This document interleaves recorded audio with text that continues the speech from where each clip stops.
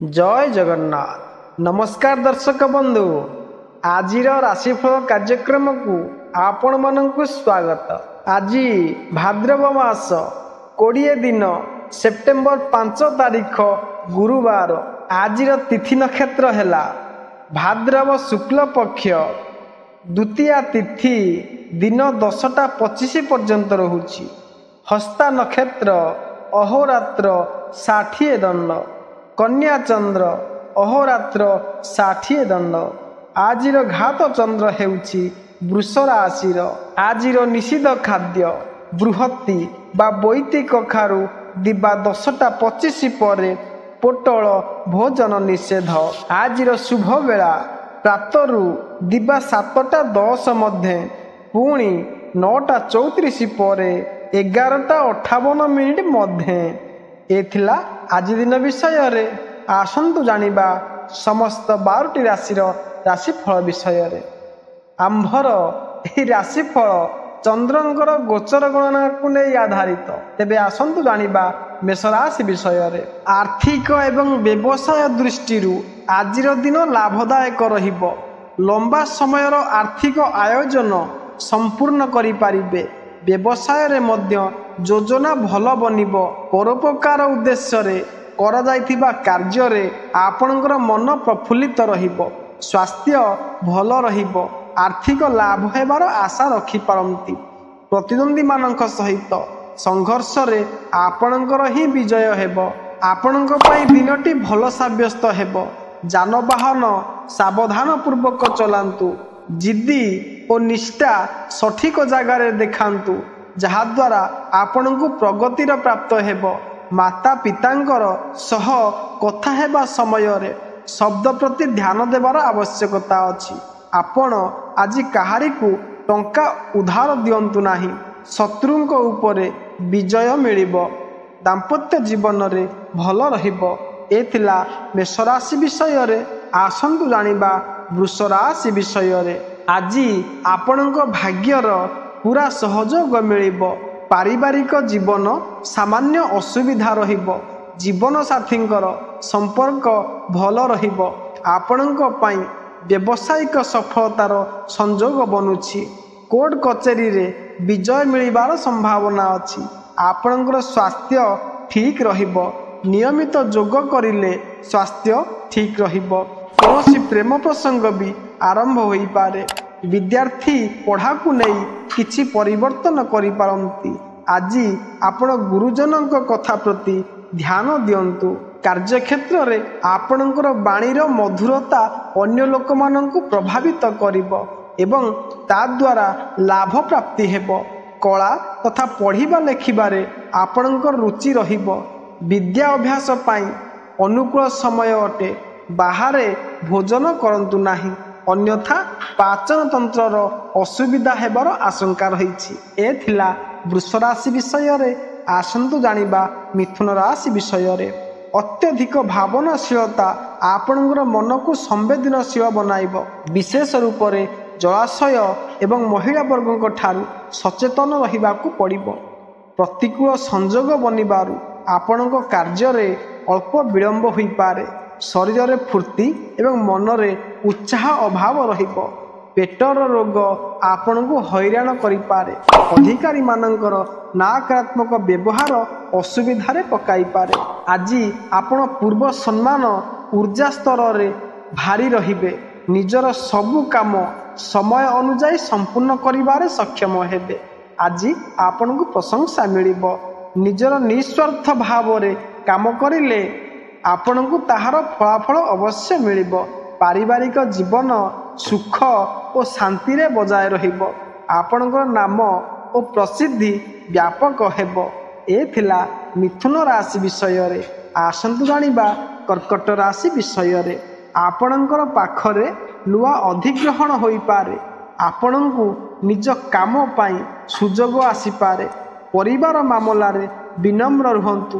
क्रोध उपरे संयमता रखंतु। निजर बुद्धिर प्रयोग करंतु। निजर बुद्धिर प्रयोग करंतु, जहा द्वारा आपण निजर शत्रु को परास्त करि पारिबे। भावना रे भरी रहिबे। संवादर किछि सुजोग छाड़ंतु नाही। କାର୍ଯ୍ୟରେ କ୍ଷତି ହୋଇପାରେ। ପ୍ରତ୍ୟେକ ସମସ୍ୟାକୁ ନେଇ ନିଜ ବନ୍ଧୁ ବା ସହକର୍ମୀଙ୍କ ସହ କଥା ହୁଅନ୍ତୁ। ଆଜି କାର୍ଯ୍ୟର ସଫଳତା ଆପଣଙ୍କୁ ଅପେକ୍ଷା କରିଛି।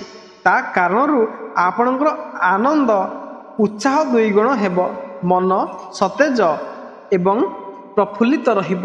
ମିତ୍ର ସମ୍ବନ୍ଧମାନଙ୍କ ସହିତ ସାକ୍ଷାତ କରି ଏବଂ ଯାତ୍ରା କରିବାର କାର୍ଯ୍ୟକ୍ରମ ହେବ। କାର୍ଯ୍ୟକ୍ଷେତ୍ରରେ ଶତ୍ରୁ ପରାଜିତ ହେବେ। ଏ ଥିଲା କର୍କଟ ରାଶି ବିଷୟରେ। ଆସନ୍ତୁ ଜାଣିବା ସିଂହ ରାଶି ବିଷୟରେ। ଆଜି ଆପଣଙ୍କର ଦିନଟି ମିଶ୍ରିତ ଫଳଦାୟୀ ରହିବ। କାର୍ଯ୍ୟରେ ଅଧିକ ସଫଳତା ମିଳିବ ନାହିଁ, ତେଣୁ ହତାଶାର ଭାବନା ଆସିପାରେ। ପରିବାରରେ ମିଳାମିଶାର ବାତାବରଣ ରହିବ। ଦୂରରେ ରହୁଥିବା ମିତ୍ରମାନଙ୍କର ତଥା ସ୍ନେହିଜନମାନଙ୍କ ସହିତ ସନ୍ଦେଶ ବ୍ୟବହାର ଲାଭଦାୟକ ପ୍ରମାଣିତ ହେବ। ଆୟ ଅପେକ୍ଷା ବ୍ୟୟର ମାତ୍ରା ଅଧିକ ରହିବ। କ୍ରୋଧ ଆପଣଙ୍କର କାମ ବିଗାଡ଼ିପାରେ, ଏଥିରେ ନିୟନ୍ତ୍ରଣ ରଖିବେ। ପ୍ରେମ ପାଇଁ ଦିନଟି ଭଲ ରହିବ।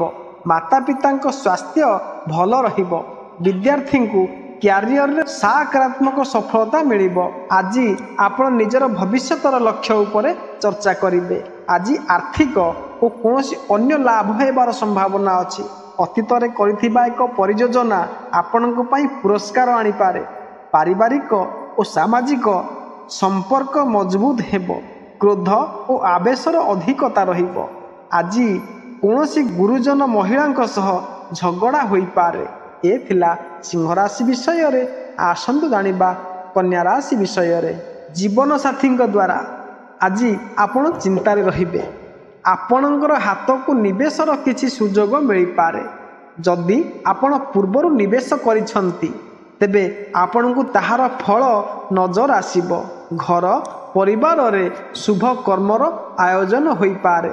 ସଠିକ୍ ସମୟରେ କରାଯାଇଥିବା କାର୍ଯ୍ୟ ସଫଳତା ଆଣିଦେବ। ବ୍ୟାପାରରେ ଲାଭ ସହିତ ସଫଳତା ମିଳିବ। ଶାରୀରିକ ଏବଂ ମାନସିକ ସ୍ୱାସ୍ଥ୍ୟ ଭଲ ରହିବ। ମିତ୍ରମାନଙ୍କ ଏବଂ ସ୍ନେହିଜନମାନଙ୍କ ସହିତ ସାକ୍ଷାତ କରି ଖୁସି ହେବେ। ତାଙ୍କ ତରଫରୁ ମିଳିଥିବା ଉପହାର ଆପଣଙ୍କୁ ପ୍ରସନ୍ନ କରିବ। ଦାମ୍ପତ୍ୟ ଜୀବନରେ ମଧୁରତା ରହିବ। ଘରେ ସୁଖ ଶାନ୍ତିର ମାହୋଲ ରହିବାରୁ ଚାକିରିରେ ଲାଭ ମିଳିବ। ପ୍ରମୋସନ୍ ହେବାର ସମ୍ପୂର୍ଣ୍ଣ ସମ୍ଭାବନା ଅଛି। ଏ ଥିଲା କନ୍ୟା ରାଶି ବିଷୟରେ। ଆସନ୍ତୁ ଜାଣିବା ତୁଳା ରାଶି ବିଷୟରେ।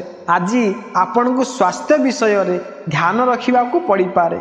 ଅବିଚାରୀ ଏବଂ ଅବମାନନା ବ୍ୟବହାର ଆପଣଙ୍କୁ ଅସୁବିଧାରେ ପକାଇପାରେ। ବାଣୀ ଉପରେ ନିୟନ୍ତ୍ରଣ ରଖିବାକୁ ପଡ଼ିବ, ଅନ୍ୟଥା କାହା ସହିତ ବିବାଦ ହୋଇପାରେ। ମନୋରଞ୍ଜନରେ ଧନ ଖର୍ଚ୍ଚ ହୋଇପାରେ। ଏହି ସମୟ ଆଧ୍ୟାତ୍ମିକ ବ୍ୟବହାର ପାଇଁ ସହାୟକ ହେବ। ଆଜି କିଛି ଆର୍ଥିକ ସମସ୍ୟା ଆପଣଙ୍କୁ ଚିନ୍ତାରେ ପକାଇପାରେ।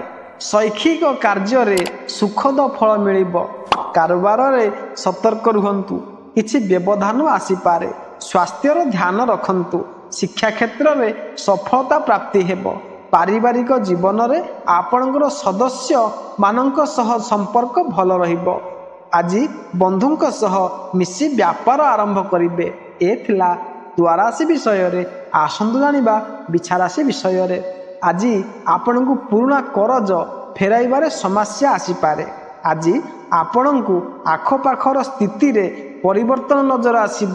ଏଥିପାଇଁ ଆପଣଙ୍କୁ କିଛି ଚ୍ୟାଲେଞ୍ଜର ସାମ୍ନା କରିବାକୁ ପଡ଼ିପାରେ। ଏହାଦ୍ୱାରା ଆପଣଙ୍କର ବ୍ୟକ୍ତିତ୍ୱରେ ଆଞ୍ଚ ଆସିବ। ଆଜି ଦିନରେ କିଛି ଖୁସି ଖବର ମିଳିପାରେ। ଆପଣଙ୍କ ମନରେ ନୂଆ ବିଚାର ଆସିପାରେ। ଅନେକ ଯୋଜନା ପ୍ରତି ବିଚାର ବିମର୍ଶ କରିବେ। ସନ୍ତାନଙ୍କୁ କିଛି ଖୁସି ଖବର ମିଳିପାରେ।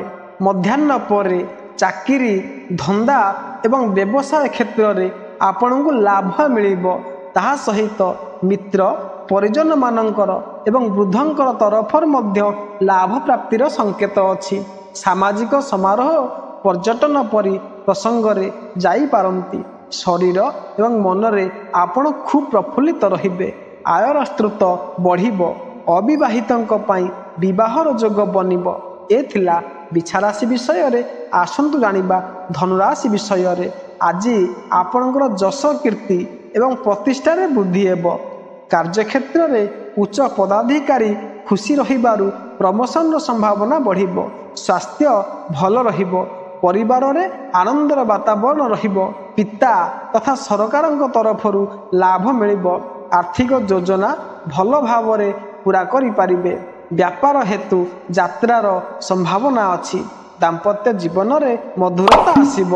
ସନ୍ତାନ ବା ପ୍ରେମ ସମ୍ପର୍କରେ ଚାଲୁଥିବା ସମସ୍ୟା ଦୂର ହେବ। ଆପଣଙ୍କୁ ନିଜର ଚିନ୍ତାରେ ଓ ବ୍ୟବହାରକୁ ସନ୍ତୁଳିତ ରଖିବାକୁ ହେବ। ଆଭୂଷଣ ଓ ବସ୍ତ୍ର କ୍ରୟ କରିବାର ଯୋଗ ରହିଛି। ଏହା ସହ ବ୍ୟବସାୟ ପାଇଁ ନୂଆ ପ୍ରୟୋଗ କରିବା ପାଇଁ ଆଗକୁ ପ୍ରୟାସ ଜାରି ରଖିବା ଉଚିତ। ସଂଯମିତ ଦିନଚର୍ଯ୍ୟା ବା ଜୀବନଶୈଳୀ ଆପଣେଇ ଆପଣ ନିଜକୁ ଭଲ କରିବାକୁ ଚେଷ୍ଟା କରନ୍ତୁ। ଏ ଥିଲା ଧନୁରାଶି ବିଷୟରେ। ଆସନ୍ତୁ ଜାଣିବା ମକର ରାଶି ବିଷୟରେ। ମନରେ ନୂଆ ବିଚାର ଆସିପାରେ। ପରିବାରରେ ଭାଇଙ୍କ ସହ କୌଣସି କଥାକୁ ନେଇ ଆଲୋଚନା କରିବେ। ଆପଣଙ୍କୁ ଲାଭର ସୁଯୋଗ ମିଳିବ। ଆଜି ଆପଣଙ୍କୁ ସ୍ୱାସ୍ଥ୍ୟ ଉପରେ ବିଶେଷ ଧ୍ୟାନ ଦେବାର ଅଛି। ଦାମ୍ପତ୍ୟ ଜୀବନରେ ସୁଖର ବୃଦ୍ଧି ହେବ। ଆଜି ଆପଣଙ୍କୁ ଉନ୍ନତିର ସୁଯୋଗ ମିଳିବ। ଆର୍ଥିକ ସ୍ଥିତିରେ ସୁଧାର ଆସିବ।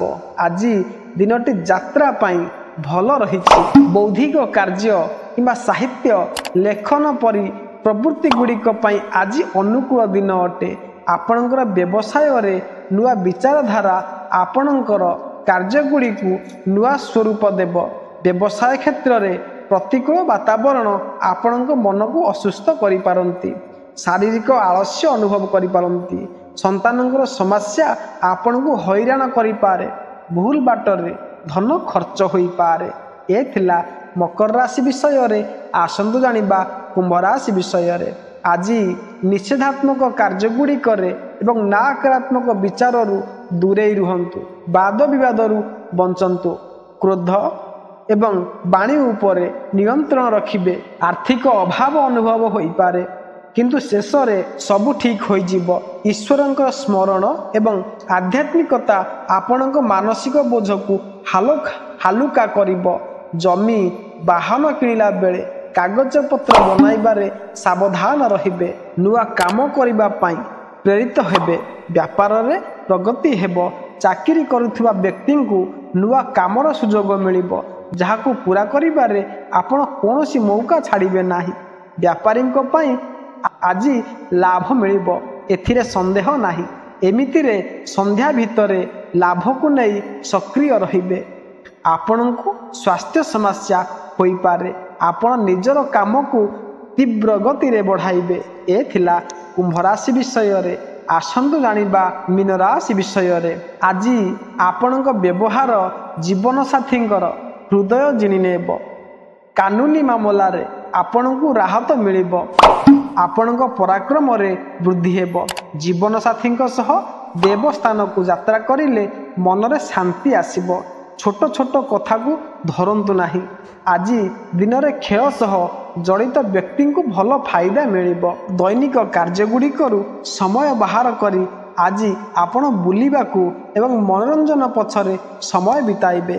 ସ୍ୱଜନମାନଙ୍କ ତଥା ମିତ୍ରମାନଙ୍କ ସହିତ ପିକନିକରେ ଯାଇପାରନ୍ତି। ସିନେମା, ନାଟକ କିମ୍ବା ବାହାର ଭୋଜନ କରିବାର କାର୍ଯ୍ୟକ୍ରମ ଆପଣଙ୍କୁ ଆନନ୍ଦିତ କରିବ। ବ୍ୟବସାୟରେ ଭାଗିଦାରୀ ପାଇଁ ଶୁଭ ସମୟ ଅଟେ। ଦାମ୍ପତ୍ୟ ଜୀବନରେ ଅଧିକ ନିକଟତା ସ୍ଥାପିତ ହେବ। ଏ ଥିଲା ସମସ୍ତ 12ଟି ରାଶିର ରାଶିଫଳ ବିଷୟରେ। ଯଦି ଭିଡ଼ିଓଟି ଆପଣମାନଙ୍କୁ ଭଲ ଲାଗିଥିବ ତେବେ ଲାଇକ୍ କରିବେ, ସବସ୍କ୍ରାଇବ୍ କରିବାକୁ ଭୁଲିବେ ନାହିଁ। ତେବେ ରହୁଛି। ନମସ୍କାର। ଜୟ ଜଗନ୍ନାଥ।